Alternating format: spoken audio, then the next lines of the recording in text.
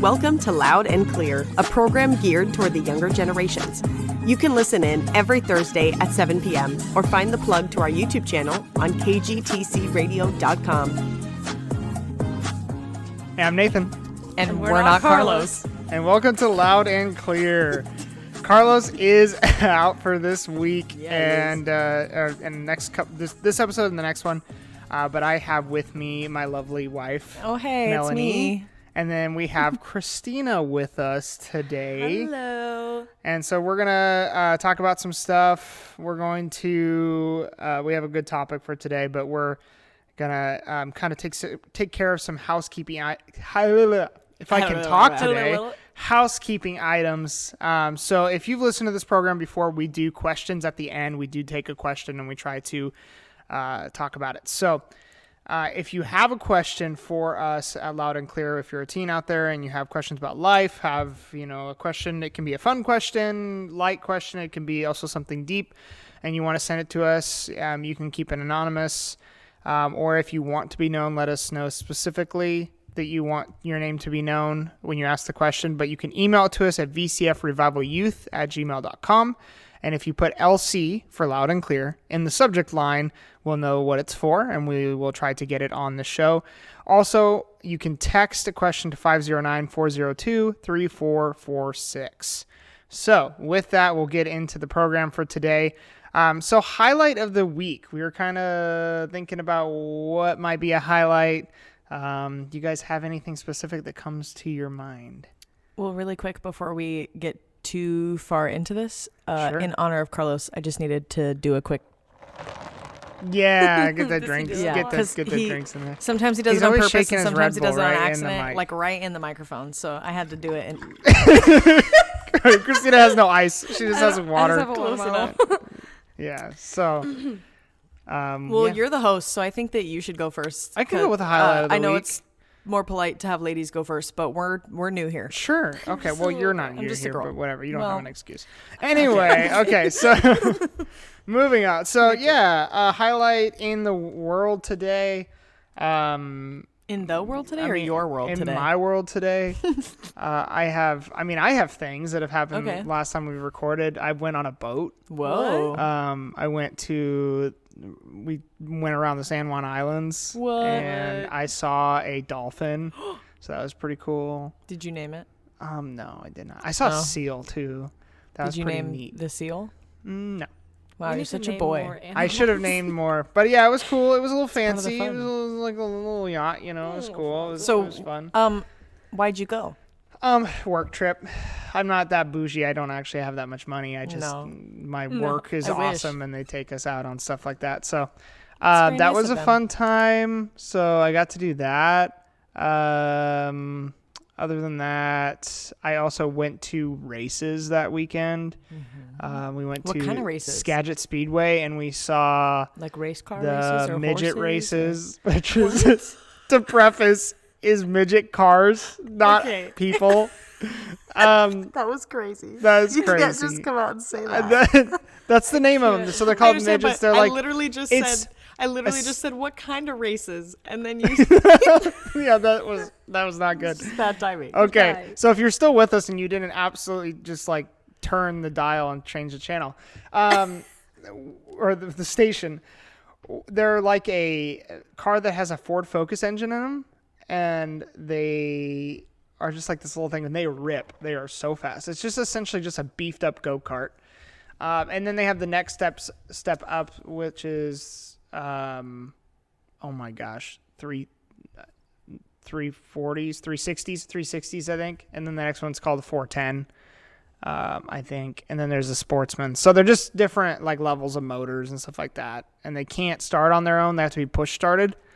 But they're really fast and they're really cool and they rip, and it's on a dirt track and you get covered in dirt, which is great. There's concessions there, and I had nachos one time at the last time I went to these races, and I was sitting there with my nachos and I looked down and there was like dirt all over my nachos. So that was great. They call it at the race forbidden pepper. So No. Yeah. Forbidden pepper. Forbidden pepper. So I ate it anyway, just so Don't you know. partake of the forbidden pepper. I did eat it anyway. Oh. But Okay. Build the was- immune system. yeah, that's wrong with kids these Sure. days. They didn't eat enough dirt. They're you so know? weak. Yeah. But anyway, so that was my highlight.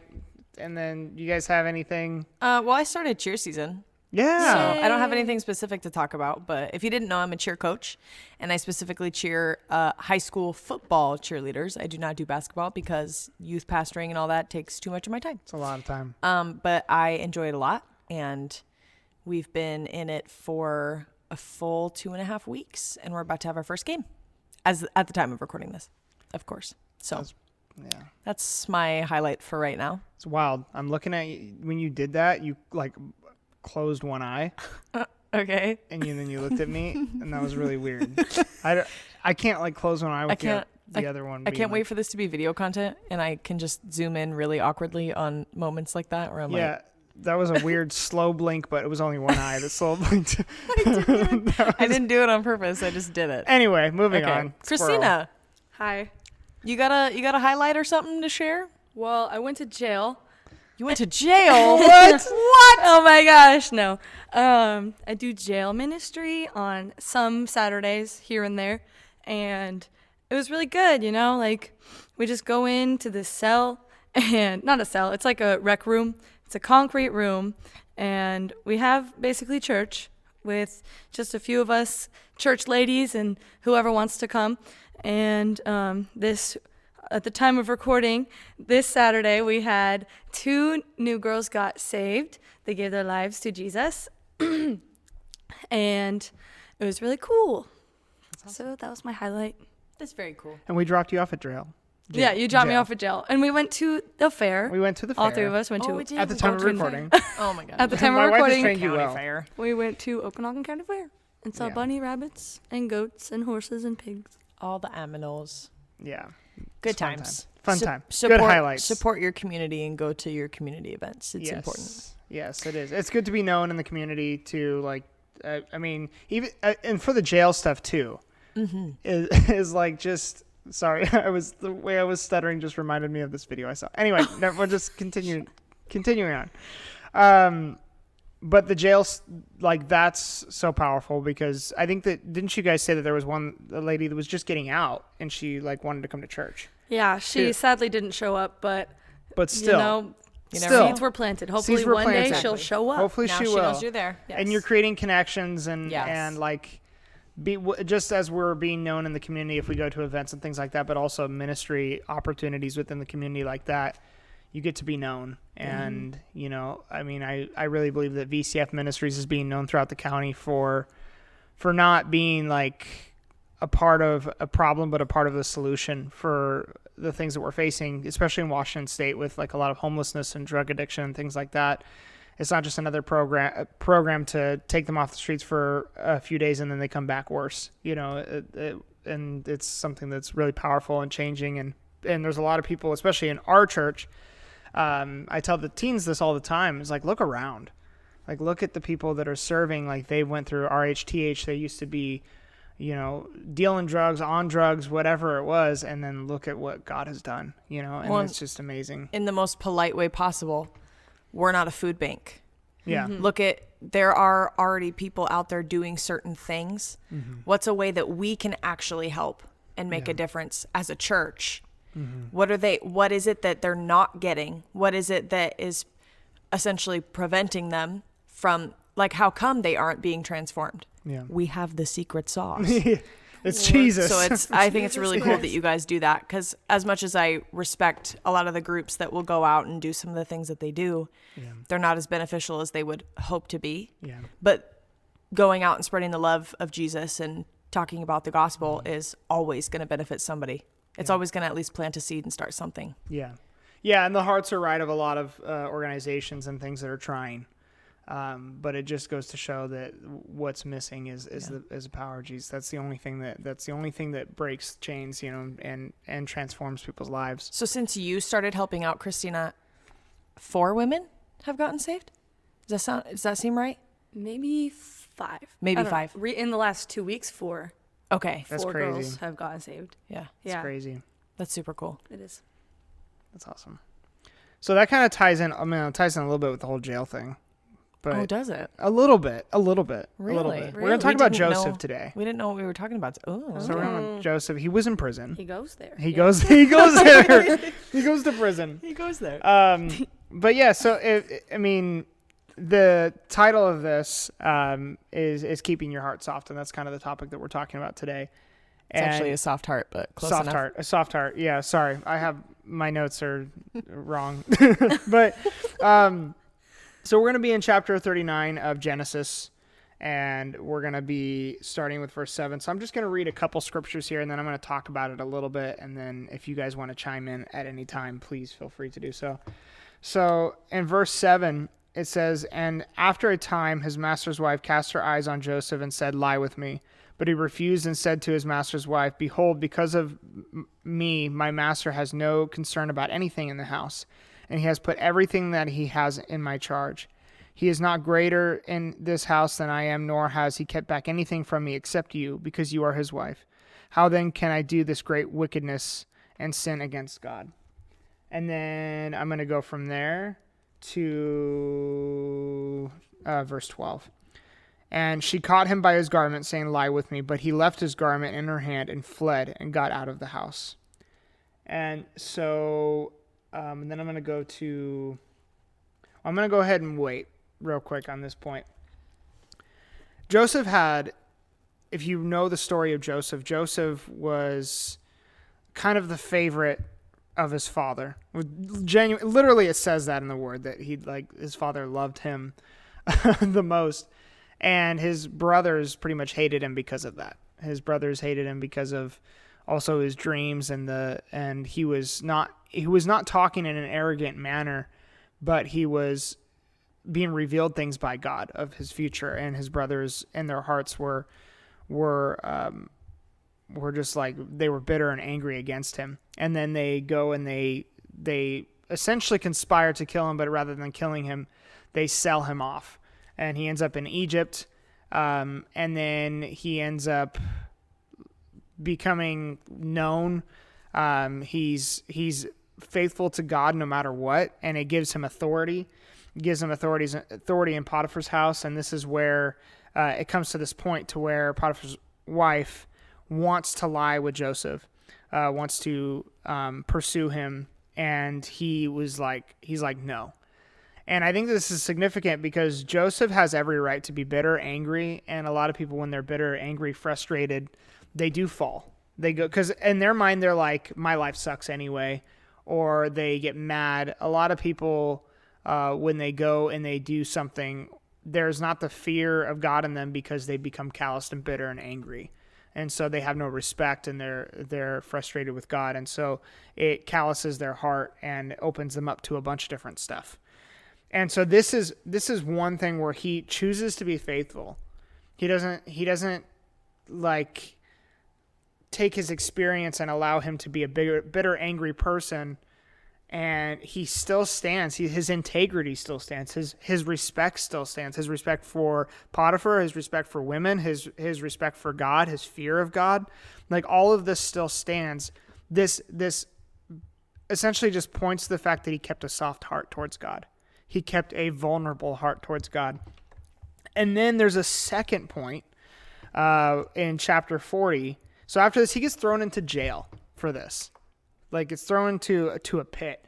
And in verse 40, or chapter 40, verse 6, so there's a baker and a butler down in the prison that were of Pharaoh's, surrounding Pharaoh at one time, and they were thrown into a prison. And they both have dreams. So in chapter 40, verse 6, it says, "When Joseph came to them in the morning," and at this point, Joseph also now has authority again, too. Like, he's like in charge of pretty much all the prisoners in this jail. Speaking of jail. "And so when Joseph came to them in the morning, he saw that they were troubled. So he asked Pharaoh's officers who were with him in custody in his master's house, 'Why are your faces downcast today?' They said to him, 'We have had dreams, and there is no one to interpret them.' And Joseph said to them, 'Do not interpretations belong to God? Please tell them to me.'" Second part is that Joseph, a bitter person, will not recognize other people. A bitter person will only focus on themselves. An angry person will only focus on themselves. Their soft heart will keep them from being sensitive to the Holy Spirit when the Holy Spirit reveals them things about other people. Yeah. And so this is a second instance to where Joseph shows that he has a soft heart towards God. All the things that have happened to him were terrible. They sucked. But he still chooses to be soft towards God and keep his heart soft and be sensitive.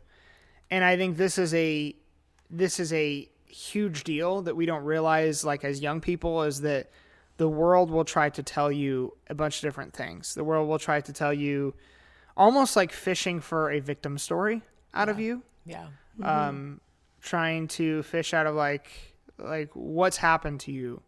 And not necessarily for any good reasons, just trying to get you to like talk about the bad things in your life that have made you who you are, versus like as Christians, that's not the way we treat life, right? We look at life in a different way, and we keep our heart soft towards God, and he uses the things in our life and he develops amazing things out of those things, versus us like, oh, what I went through made me the person I am today, and you're a bitter person, or you might be accomplished, but you are so calloused in your heart towards these different things, right?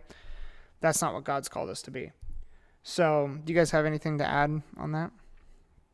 I started to have a thought, but I lost it. You lost it? Okay. Yeah. Dang it. Dang it. Dang it. I agree. You agree? Okay. I agree with that like bitterness causes you to be blind to other people because you're only so focused on yourself and your own problems that you can't even see someone else is going through stuff right in front of your face. Yeah. And you're just caught up in, but what about me? What about what happened to me? Yeah. You know? It's true. It's very true. It comes into play a lot, and just in my personal life too, is that I think that we get tired of just life, because we do see all the evil in the world. Yeah. And I've come to think about, like, people are just going to be people. Mm-hmm. They're going to be bad, you know, and we're all flesh sacks. We're all, we all. Skin sacks. We're all just sacks of dirty, nasty sin. It's true. And I try to, we're new now. Yeah. Well, praise the Lord. Yeah. And I try to think about, it's cool because when we talk about like going into the jail ministry and talking to these people that like they've tried everything. Yeah. You know, they've tried all these different things, and like you if you're listening to this and you're a teenager, you're a young person, and you're looking at life and you're looking at the church and you're seeing the flaws though. You're seeing everything that works and everything that doesn't work, and you're seeing all this different stuff, and you're seeing the people that maybe struggle in secret or whatever. Like you teens, I will say, you guys watch. Like, you guys see everything. If you're an adult listening to this and you don't think that teenagers see what you do, they do. They watch you. 1,000%. Absolutely. And as a teenager, if you're listening to this, you're going to see people that are going to make mistakes. They're going to fail. They're going to not do what maybe the godly thing is to do all the time. But if you look at the church, and if you look at one that's speaking the truth, preaching the truth, and then you look at I look at all the programs that are out there, and the fail rate is usually like insanely high. Yeah. Like it's very high. And we have to remember that when it's coming to God, there is a lot that the church can preach, and it can be powerful. It can be anointed, but people are still flesh. Yeah. And people have the choice to lean in, and to be surrendered or not. Right. And for you as a teenager listening to this, are you going to be surrendered? Is it going to be, are you going to say, God, I want everything that you have for me? Because if you do, it'll be the best decision. You will never regret that. But if you ride the fence, you will become frustrated. Joseph was all in. There was no question. There was no hint of frustration. There was no yelling at God necessarily. Not that God's intimidated by you yelling at him. If it means that you're real and raw with God, then do so. But it was a tenderness. There was a full surrender to God. And if you live in that position, God will use you. God will develop your life. God will promote you. God will give you things. You know, you will still experience life. Joseph experienced life. He experienced the pit. He experienced almost near death. He experienced betrayal. He experienced all the bad things, but he was tender to God, and God always brought him through and then brought him back up into authority. Every single time brought him into authority. And so it will be the best decision you'll ever make if you will surrender everything. If you're a teenager listening to this. Or a young adult. Doesn't matter. Or old adult. Doesn't matter. If you ride the fence, again, if you're a fence rider, like, it will be a life of frustration. Honestly, it talks in the Bible about being lukewarm and being spit out, because it's rather that you're hot or that you're cold. And that's for you as a person as well, because it's terrible riding the fence. It's the worst. So with that, I don't know if we have a question. We do? Go ahead.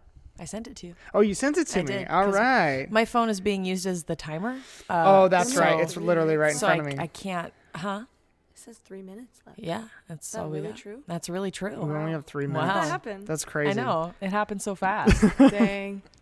So this question. It kind of ties into what you were just talking about. Okay. In my opinion. I guess maybe not. How not to lose hope when we're surrounded by darkness. Like, obviously Jesus, but how can we prevent going through the motions? Okay, here's what I'm going to say. Go and for you it. guys can add. There's no 10-step plan. We're all different. Mm-hmm. But like you said, obviously Jesus. Yeah. We all go through the mundane. Mm-hmm. I guess what I would want to say is, like, we all have seasons that are dry or that are low. And I guess what I would say is it's not so much about continuing to keep hope as it is just push through. Yeah. Just make it to the next day and make it to the next day and ask God for strength and just continue to pursue him. Eventually you'll realize you're on the other side of that season. Yeah. And so that's what I would say to that question. Yeah. I don't really have a proper answer, but that's my answer. I think it has a lot to do with what your focus is on. Mm-hmm. Truth. And if you're focused so much on, I'm not feeling anything from God, or everything is just so, like, boring, but, like, focus on the good things in your life and like the little things that bring you joy throughout the day. And if you can't find anything, then, like, bring it to the Lord and just say, God, I literally have no hope, no joy, and I need your help. And that's the best thing that we can say is, like, I can't do this, God help me, you know? And everything's just so hopeless. But knowing that the truth is he is the God of hope, whether or not you feel it, is where it'll eventually become more true to you and more real to you. 100%. No, that's good. Amen, sister. And also, just like, I noticed this being in church. This came to my mind. I don't know if it was last Sunday or one of these services. And it was like, I've always tried to keep a prayer life, but, like, the excitement of God and the excitement of what God's doing, like, I get excited in church for what God's doing. Don't get me wrong. Like, I love that. But I was sitting in church and I was like, I don't want to be reliant on the Holy Spirit moving in church. Right. Yeah. I want there to be a manufacturing plan of his grace within me. Yeah. Amen. You know, and I want that to be something that's where it's like, because I want to be someone who brings that to church versus coming to church to grab it for me and So then good. it That's dying good. out, right? That's really good. And so that's just something that, like, it's got to be for you, and it can't be, if you're going through the motions, you might be being reliant on, you know, a move of God in the church versus a move of God in your own heart. Yeah. And that's easy. Sometimes I think we don't realize that that's what we're doing. Yeah. So that could be a moment of Yeah, self-reflection I didn't realize too. it. Like, God, is that what I'm doing? Yeah. Because I think we all can get caught up and not realize. Yeah, absolutely. Absolutely. Well, that's good stuff. We're going to continue it on the next one. Thank you so much for listening to Loud and Clear, and we'll see you next time. Tune in to Loud and Clear every Thursday at 7 p.m. or listen online at kgtcradio.com.